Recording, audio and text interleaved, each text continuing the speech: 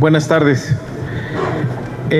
Para comentar con ustedes dos temas: el paquete de estímulos 2019 que presentó el secretario de Hacienda. Me parece muy oportuno a partir del momento que está viviendo nuestra economía, y va a contribuir a que el segundo semestre del año tenga un mayor dinamismo económico, y esto nos ayude en la cifra global de crecimiento a que sea positivo. Segundo, los resultados que anunció el INEGI el día de hoy, con este crecimiento de 0.4% en el trimestre en relación al trimestre anterior. Es un incremento positivo, y aquí vale la pena revisar los datos que tenemos. Que el sector terciario crece 1%, es decir, hay un dinamismo del mercado interno, del comercio al por menor, de servicios profesionales. Esto refleja también que el incremento al salario mínimo está contribuyendo al dinamismo del mercado interno, y también seguramente las transferencias a través de los programas sociales están contribuyendo a que el mercado interno se siga sosteniendo, siga dinámico, siga jalando, siga creciendo. Por otro lado, el sector primario, hablé del sector terciario, es el mercado interno, el comercio al por menor. El sector primario son todas las actividades agrícolas, ganaderas, forestales. También muestra un dinamismo importante, crece al 1.7%. Quiere decir que estas actividades están teniendo un buen dinamismo en nuestro país. ¿Qué es lo que no va tan bien? El sector secundario, el sector industrial. Y ahí yo agregaría que fundamentalmente lo que está jalando a la baja pues es la extracción de petróleo y gas, esta tendencia que nos heredó la administración anterior, donde se venía cayendo la plataforma de producción, y Pemex ahora está haciendo el esfuerzo por cambiar esa tendencia. El sector industrial, la construcción no va tan bien, es la que está jalando hacia la baja. Y también hay que decir que el ciclo del sector industrial en los Estados Unidos, aunque sigue siendo positivo, ya empieza a mostrar algunos signos de desaceleración que va hacia la baja, aunque está claro que sigue siendo positivo. Y las exportaciones crecen bien, crecen al 4%, pero el efecto neto sobre el PIB pues termina no aportando, porque tenemos importaciones también muy importantes. Entonces, en resumen, yo diría que tenemos un escenario optimista para la segunda mitad del año, donde el paquete de estímulos programado por la Secretaría de Hacienda para reactivar el consumo y la inversión van a ser muy relevantes en el cierre del año.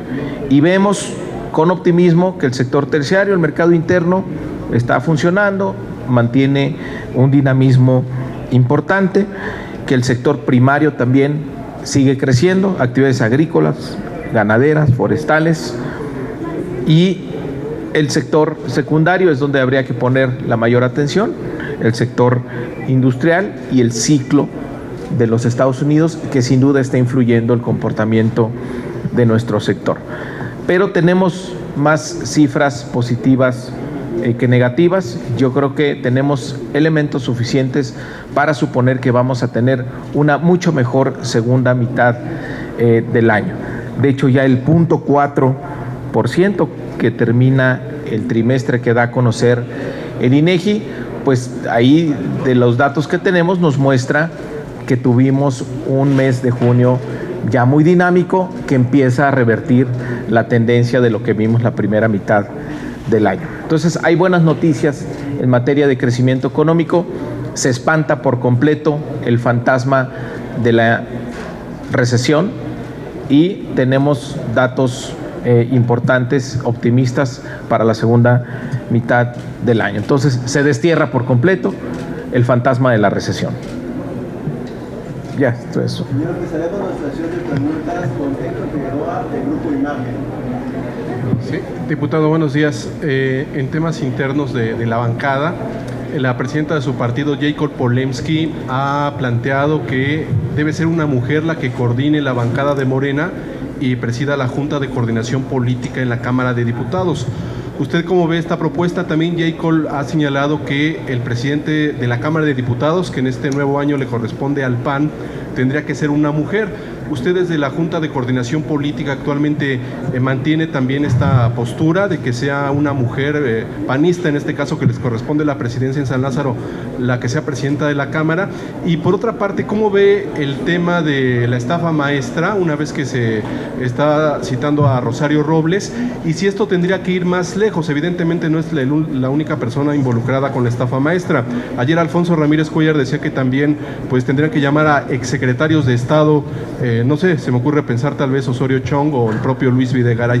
¿Usted cómo ve este tema, considerando que la Auditoría Superior de la Federación de la Cámara de Diputados es la que ha hecho los planteamientos sobre estos excesos cometidos en el tema de la estafa maestra y durante la gestión de Robles y otros secretarios? Gracias.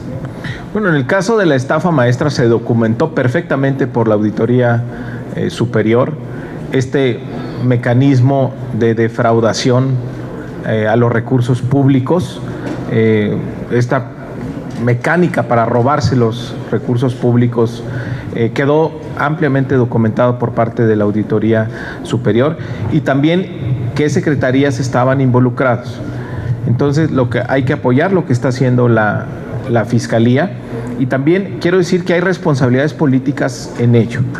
Hay una demanda de juicio político en la Cámara de Diputados contra Rosario Robles que vamos a acelerar. Vamos a ver en qué estado está esa demanda, ese proceso de juicio político, porque creo que pues desviaciones tan claras, robos tan claros como el que vimos en la estafa maestra no pueden quedar impunes, y debe haber una sanción judicial, administrativa y también política.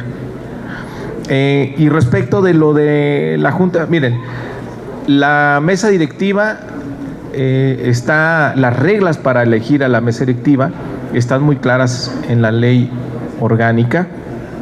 Vamos a esperar nosotros a finales de mes para hablar con los grupos parlamentarios para ver cómo se procesa este cambio de mesa directiva. Hay que recordar que son 2/3 partes quienes deben de elegir a la mesa directiva, y la ley es muy clara, y yo creo que la ley tiene que respetarse. Y respecto de la Junta de Coordinación Política o la coordinación en el grupo parlamentario, hay una coordinación que fue electa por 3 años, entonces ahí no hay ningún proceso de cambio o renovación, y tenemos una bancada muy unida, tenemos una bancada muy comprometida con la agenda legislativa del proyecto de la Cuarta Transformación. Yo creo que el grupo de Morena ha sido un factor fundamental para que hayamos tenido a un año de distancia uno de los periodos legislativos más eficaces, más fructíferos. De la agenda del gobierno hemos cambiado, reformado, aprobado más de 30 ordenamientos y 5 reformas constitucionales. Y todas, la diferencia de estas reformas es que ahora han sido reformas en favor del pueblo, han sido reformas en favor de la gente. Ya no se legisla a espaldas del pueblo ni para agraviar a nuestra economía. Entonces, es un grupo muy unido, muy comprometido, con una visión muy clara del momento histórico en el que estamos viviendo y de cómo estamos contribuyendo a la Cuarta Transformación. De manera que no hay ni divisionismos, no hay grillas al interior, no nos va a contaminar tampoco el proceso de renovación del partido. Tenemos muy claro cuáles son nuestras responsabilidades como legisladores, y la parte política, bueno, cada quien es libre de hacerla, pero siempre respetando nuestra labor legislativa. Sí, diputado, en el tema de la estafa maestra, ¿qué otras secretarías tienen observaciones por parte de la Auditoría Superior de la Federación? Digo, Sedesol y Sedatu muy marcadamente. ¿Cuáles eran las otras, por favor? Hay que revisarlo.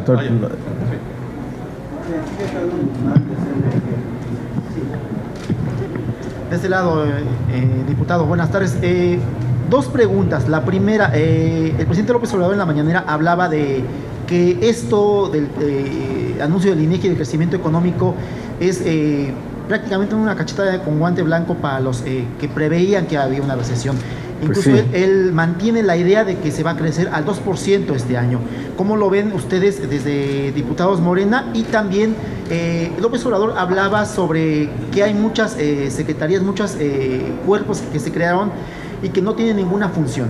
Específicamente hablaba de una oficina que se dedica a tener a migrantes en la zona sur, la cual prácticamente únicamente sirvió para acomodo de funcionarios públicos en el pasado. Ustedes como diputados buscarían hacer una iniciativa a fin de que este tipo de puestos que quedan vacantes y de organismos que están en esa parte haciendo dobles funciones se puedan eliminar. No te entendí eso. Es que López Obrador mencionaba en la mañana que hay organismos que hacen doble función, que únicamente sirvieron para acomodar personas. Hablaba específicamente de institutos que incluso no tienen nombramiento ahorita y que no los va a nombrar en el sexenio. ¿Por qué? Porque no son relevantes. ¿Ustedes desde diputados habrían de hacer iniciativas para evitar o quitar ese tipo de institutos? Bueno, a ver, de las primeras iniciativas que se aprobaron fueron reformas a la Ley Orgánica de la Administración Pública Federal. El Ejecutivo tiene toda la facultad de reorganizarse como él decida para dar mejores resultados.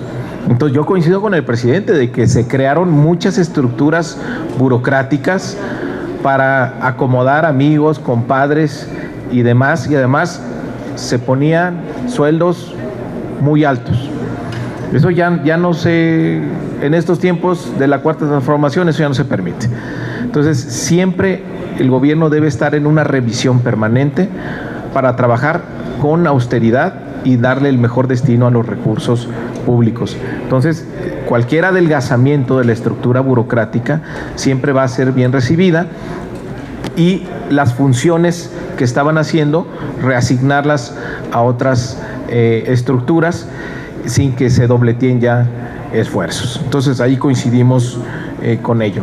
Y el otro... ¿El crecimiento económico a la perspectiva de 2%? Bueno, ahí yo, coincido con el presidente. El presidente siempre dijo, estamos atacando los problemas que no dejan crecer a la economía, pero de raíz, la corrupción, la violencia y un Estado de Derecho. Todos coincidimos en que si eliminamos la corrupción, terminamos con la violencia y vivimos en un Estado de Derecho, van a tener un aporte muy importante en el crecimiento económico. Nada más que tradicionalmente, pues como nadie se enfocaba a tener estas medidas, no hay por parte de las agencias calificadoras, ni los agentes financieros, ni de los bancos, una traducción inmediata del impacto de estas medidas sobre el PIB. Pero ya empezamos a ver que a pesar de lo que pronosticaban los agoreros del desastre y quienes apostaban a que iba a fracasar el ajuste al modelo económico, pues se equivocaron, porque ya empieza a haber algunos resultados a 6 meses de distancia y la perspectiva para el cierre del año es muy positiva. Me parece que en estos momentos podríamos ya prácticamente apostar que vamos a tener un crecimiento positivo y mayor al 1.5% en este 2019. Y ya sentando las bases también para lo que sigue, para el año 2020, donde el impacto del gasto público va a ser mayor, porque ya tendremos mayores recursos en lo que sí importa, en el bienestar de la gente y en los proyectos de infraestructura que aumentan nuestra competitividad y aumenta claramente el potencial de crecimiento económico de nuestra economía. Entonces, buenas noticias el día de hoy. Se destierra por completo el fantasma de la recesión y nos hace renovar el optimismo para la segunda mitad del año. Gracias. Señoría Félix, por tal, diputado? Muy buenas tardes. Bueno, tres puntos. No es una declaración fácil el decir que desaparece el fantasma de la recesión. Todavía no se invierte ese dinero, es posible que se pueda invertir, pero va a dar resultados un poco más adelante si es que se ocupa bien, porque parte de ese presupuesto va a créditos, no sé cuándo los puedan utilizar, etc. Pero pongamos que son buenas noticias. ¿Cuántos empleos piensan que va a generar? Si se va a reducir la pobreza y si, pues entonces, si se va a mantener un crecimiento entonces arriba del 2%, esa sería una, en el tema económico. La otra, sobre la ley Garrote, entonces ustedes también van en el sentido de que ya no debe de haber manifestaciones de carreteras ni por frenar una inmueble como el aeropuerto que se frenó en el sexenio de Fox y también del otro sexenio. Entonces ya no va a haber ese tipo de manifestaciones, van a estar prohibidas. Y también lo de Baja California, ¿qué va a pasar en Baja California? También se va a quedar ese antecedente de que cada quien puede modificar la ley y prolongar su periodo de gobierno. Mira, respecto a la economía, ¿por qué soy optimista? Porque el gasto público tiene su programación, digamos, tiene su ciclo natural. ¿Qué podemos esperar en el segundo semestre? Un mayor dinamismo en el gasto público. ¿Por qué? Porque principalmente los proyectos de infraestructura a la segunda mitad del año es cuando ya agarran un mayor ritmo, y en el caso de los programas sociales, el censo que se ha venido realizando pues cada vez crece más, entonces los apoyos van a llegar de manera más amplia a la población. Por eso no debe asustarnos el aparente subejercicio que tenemos. A ver, para ponerlo en términos prácticos, ¿qué significa el subejercicio? Al inicio del año, la Secretaría de Hacienda hace un estimado de cuánto más o menos se va a ir gastando por mes, a partir de una estimación de cuántos recursos se van a necesitar, por ejemplo en infraestructura, por ejemplo en transferencia de recursos a programas sociales. Entonces, si no coincide con el calendario, se dice que es un subejercicio, pero esto no es grave, porque finalmente en el trimestre siguiente se va a empatar y se va a terminar el año cumpliéndose de manera cabal el presupuesto de egresos aprobado por los diputados. Y la diferencia de este año con la administración anterior es que no se está en una simulación. En años anteriores siempre se simulaba el cálculo de las proyecciones económicas y a lo largo del año se terminaban ajustando como ellos querían, con unos márgenes de discrecionalidad muy grandes, cambiando por completo el destino de gasto que aprobaban los diputados. Ahora eso no está ocurriendo. Ahora se está gastando en lo que aprobó la Cámara de Diputados, y que de repente hay un subejercicio no es algo que deba espantar a nadie, simplemente se va a ajustar el ciclo del gasto y se va a cumplir exactamente con lo que se tenía programado a lo largo del año. En el caso de la... ¿Podemos pensar en que se reduce la pobreza? Pues si tienes mayor crecimiento económico, generas más riqueza, tiene que distribuirse mejor, o ese es uno de los objetivos que tiene el gobierno. ¿A partir de qué? De que hay mayores transferencias en los programas sociales, en que no hay corrupción, en que las obras de infraestructura las están ganando empresas locales, con lo cual pueden generar una derrama económica en las zonas donde se están haciendo las obras. Esta nueva visión que tiene el presidente de la República, por ejemplo, el caso de los caminos rurales en Oaxaca, donde la propia comunidad es la que recibe los recursos y es la que emplea la mano de obra, se utilizan los recursos de la zona y eso pues claramente genera beneficios a la comunidad. Entonces, en este gobierno, mayor crecimiento económico significa también una mejor distribución de ese crecimiento. En el caso de la ley Garrote, miren, yo me puse a revisar y se pusieron mis abogados a revisar puntualmente la reforma que aprobó el Congreso de Tabasco. Y no hay tal ley Garrote. Es muy clara la redacción y la intención de los legisladores de Tabasco. Primero decir que Tabasco ocupa uno de los primeros lugares en el delito de extorsión. Tabasco ocupa a nivel nacional uno de los primeros lugares en el delito de extorsión. ¿Qué está haciendo el Congreso? Modificando el artículo 308 bis para poder sancionar la extorsión. Entonces no sé de dónde sacan ley Garrote, porque no va en contra de el ejercicio y el ejercicio del derecho a la libre manifestación. No va en ese sentido. ¿Qué dice? Se los voy a leer tal cual. Artículo 308 bis. Al que extorsione, coercione, intente imponer o imponga cuotas y además impida total o parcialmente el libre tránsito de personas, vehículos, maquinarias, equipo de especialidad, etcétera, etcétera, etcétera, en obras públicas o privadas. Es decir, al que extorsione, coercione o intente poner una cuota y además bloquee el libre tránsito en obras. Entonces, ¿qué quiere decir? Que cuando hay una manifestación libre, pues no hay extorsión, pero hay veces que se usa el derecho a la manifestación para encubrir una extorsión. Y eso es lo que está sancionando ahora el Congreso de Tabasco. De ninguna manera está penalizando la libre manifestación y el libre tránsito. Cuando hay extorsión, entonces sí, pues está tipificando esto como delito. Me parece que es muy clara la redacción. Aquí y además extorsione y además impida total o parcialmente el libre tránsito de personas, vehículos, maquinaria, equipo especializado o similar. Entonces ahí es cuando se materializa el delito. Pero yo entiendo que una extorsión es cuando tú le estás pidiendo a alguien algo para que tú tengas un beneficio. Pero así es. Si bloquea una carretera porque no le dan lo que le prometieron en el gobierno, pues eso no se puede convertir en extorsión. No, eso no es extorsión. A ver, hay manifestaciones que pueden estar en favor o en contra de una obra, pueden estar a favor o en contra de alguna causa, y eso se ejerce libremente y es una garantía constitucional. Y otra cosa es que te caiga un grupo para no dejarte hacer una obra y te esté pidiendo un recurso económico a cambio. Eso es lo que está tipificándose como delito.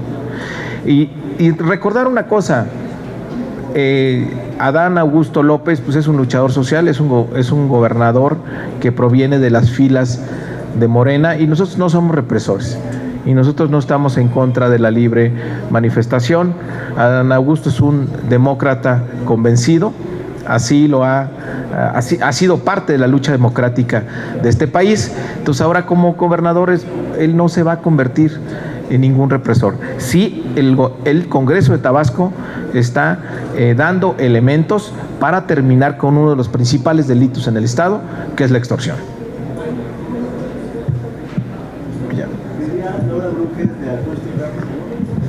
Buenas tardes, diputado.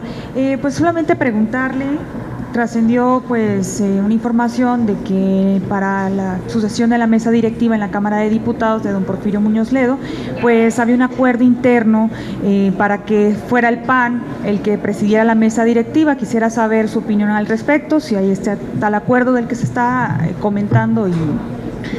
La renovación de la mesa directiva en la Cámara de Diputados estaba establecida en la ley orgánica. Nosotros vamos a respetar la ley. Pero no hay como tal un acuerdo con La renovación de la mesa directiva de la Cámara de Diputados está establecida en la ley orgánica y nosotros lo que tenemos que hacer es respetar la ley. Nosotros vamos a respetar la ley. Es el artículo 38 de la ley orgánica del Congreso. Y respetar la ley es que sea el PAN el que suceda la mesa directiva en este caso. Es lo que dice la ley. Ok, gracias.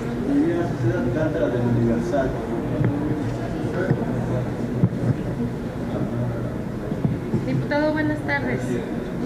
Preguntarle nada más, ¿qué le responde a la dirigente nacional de Morena, Jacob, que ha pedido que no se usen recursos públicos como los de la Cámara de Diputados para poder buscar un cargo. ¿Qué le responde a ella? Y si usted está a favor de que sean mujeres las que ahora encabecen el Congreso. Bueno, primero decir que yo le puedo dar las garantías a Jacob que de ninguna manera se están desviando recursos de la Cámara de Diputados ni para esa actividad ni para ninguna otra.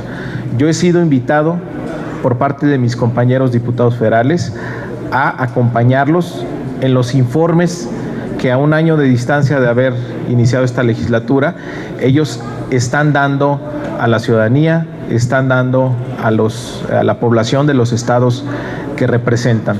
Estuve en Tabasco, donde los diputados dieron un informe y la verdad, muy bueno. Yo celebro que los diputados estén dando la cara, estén haciendo informes, porque tenemos muy buenas noticias, porque podemos decirle a la gente que hemos cumplido, que hemos impulsado la agenda de la Cuarta Transformación, que hemos hecho posible muchos de los logros de este gobierno, gracias a este periodo legislativo que ha sido muy fructífero.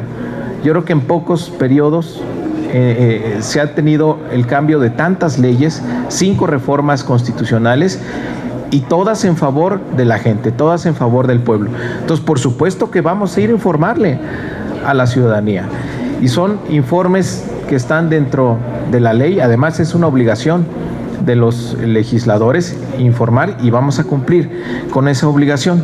Entonces, no se está haciendo ningún otro tipo de actividad.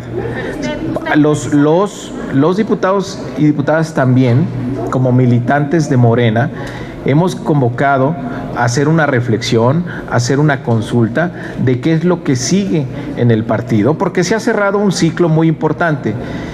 Este movimiento histórico de oposición que tenía como meta fundamental que Andrés Manuel López Obrador lograra la presidencia de la República. Eso ya se cumplió. Ahora, ¿qué sigue hacia adelante como movimiento, como partido? Tenemos que hacer redefiniciones muy importantes hacia el interior del partido. ¿Cómo nos vamos a organizar?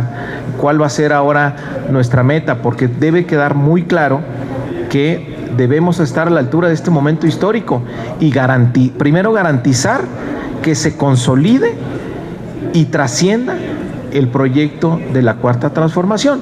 Y eso lo estamos haciendo a título propio como legisladores y no estamos utilizando recursos para ello. Es decir, Mario Delgado no está usando recursos que tiene como coordinador para hacer campaña a favor de ser presidente. No, de ninguna manera. Mire, no puedo hacer campaña para ser presidente del partido porque ni siquiera el partido está en ese proceso todavía.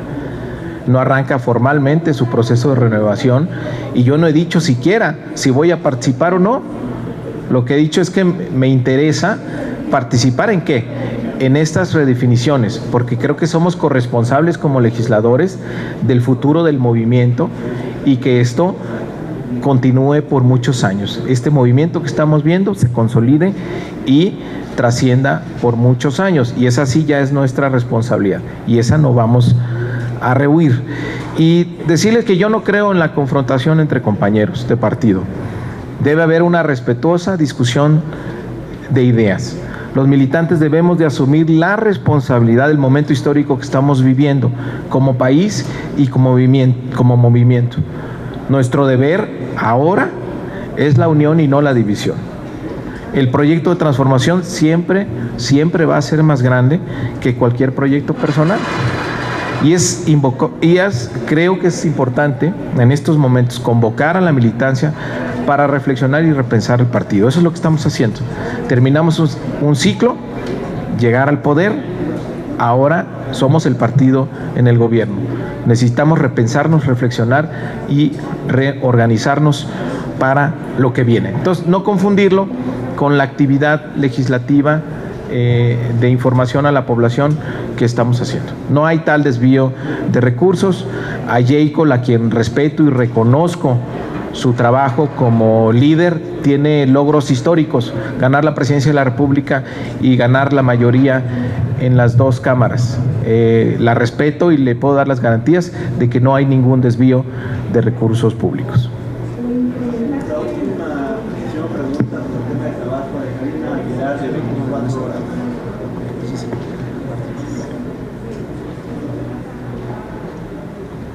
Miren, me pasan aquí, perdón, que de acuerdo con el numeral 7 del artículo 17 de la Ley Orgánica del Congreso, para el relevo de la presidencia en la mesa directiva en el segundo y tercer año de la legislatura, se debe garantizar que la ocupe de forma decreciente un integrante de uno de los dos grupos parlamentarios con mayor número de diputados que no la hayan ejercido.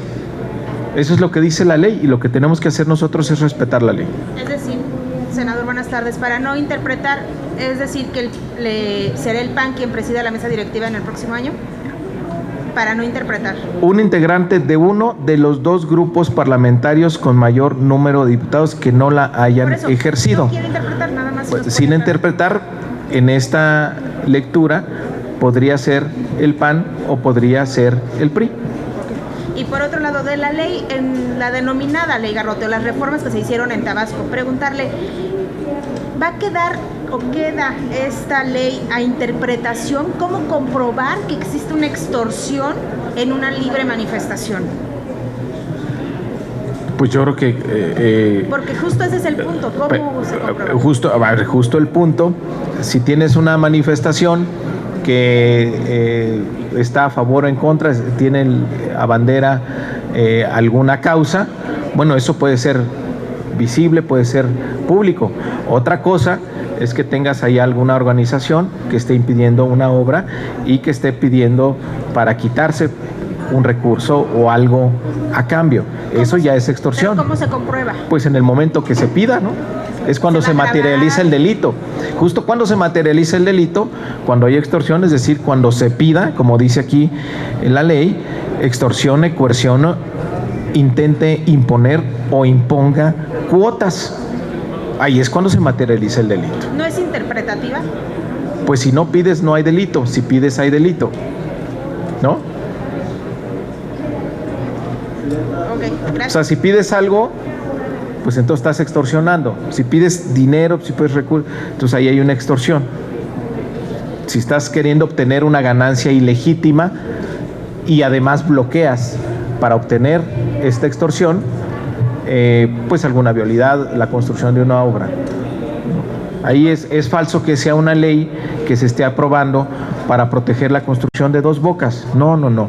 Es una ley que se ha hecho para detener el delito de extorsión, que es uno de los delitos más graves en el estado de Tabasco. Gracias. Muchas gracias.